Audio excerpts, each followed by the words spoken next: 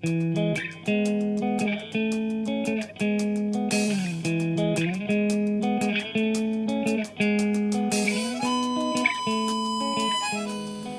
profesor de la Facultad de Humanidades, Artes y Ciencias Sociales de la UADER y hace más de 20 años estoy investigando sobre la historia del teatro en Entre Ríos. Es la investigación con la que yo en la Universidad Nacional de Rosario obtuve el título de licenciado en Artes Escénicas, eh, que viene prologado justamente por el tutor o director de esa tesis, que es el doctor Aldo Prico, y comprende los estudios focalizados en Entre Ríos referidos al teatro eh, de la primera mitad del siglo XX. Es decir, se toman algunos antecedentes y se mencionan algunos antecedentes de las últimas décadas del siglo XIX y llega en cuanto a lo que es la cronología al año 55, al derrocamiento del gobierno de Juan Perón, y en general abarca, como te decía, esos primeros 50 años del siglo XX. En todo el país, pero es algo compartido con otros países latinoamericanos, ya durante el siglo XIX, digamos durante las últimas décadas del siglo XIX, eh, emergen un montón de agrupaciones o conjuntos, como se los llamaba antes, filodramáticos, es decir, amantes del teatro, de una manera amateur o vocacional, no encarando la disciplina artística de un modo profesional y comercial, sino pensando y integrando el teatro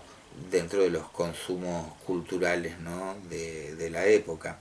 Y esos cuadros filodramáticos, particularmente en Entre Ríos, fueron muy importantes y también,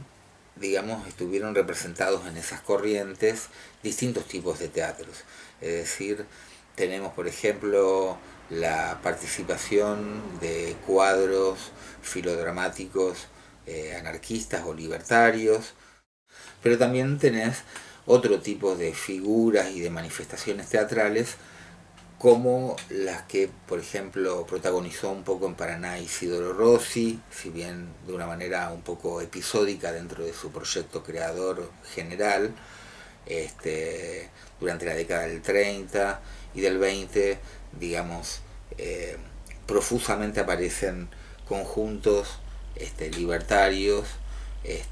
algunos incluso pusieron de nombre en esa escuadra el del gran autor rioplatense Florencio Sánchez, ligado también de joven con una cultura y un espíritu de época rioplatense muy cercana a los sectores ácratas. Entonces,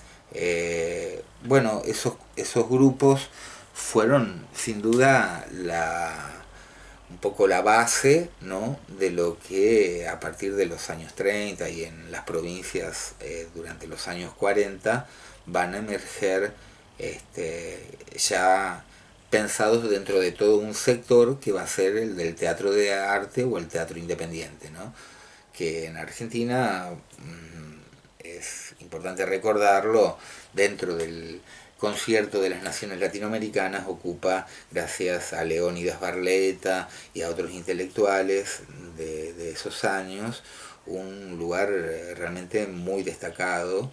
como faro de nuevo tipo de prácticas teatrales. Precisamente en Entre Ríos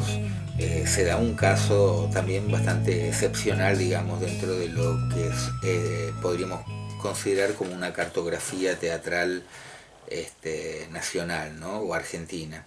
en el sentido de que gracias a la acción un poco directa de Justo José de Urquiza y de los gobiernos posteriores, Entre Ríos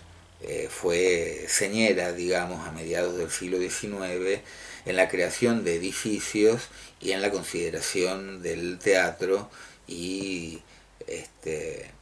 también de los usos que se podían hacer de esos espacios y de las manifestaciones artísticas en general. Específicamente el Teatro 3 de Febrero, por ejemplo,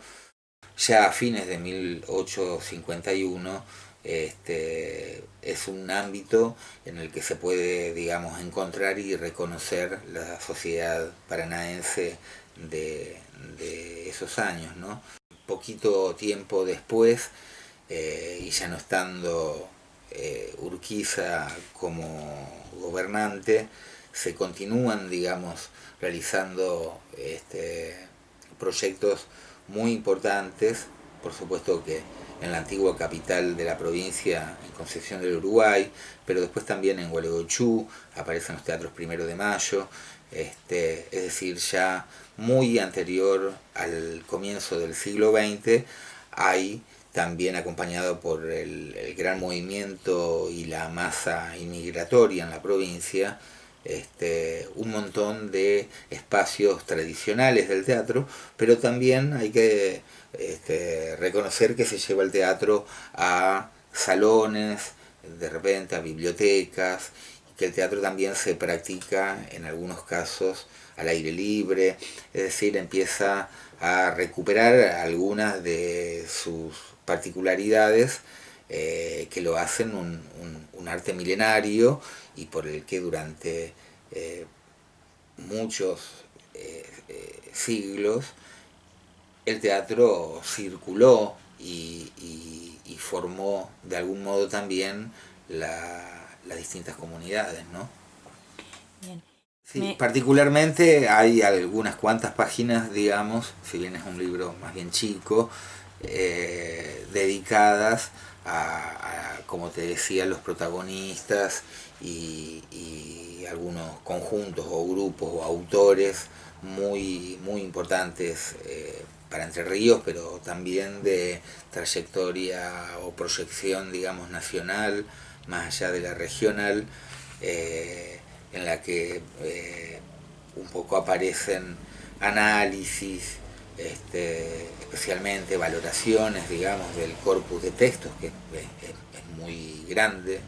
muy vasto.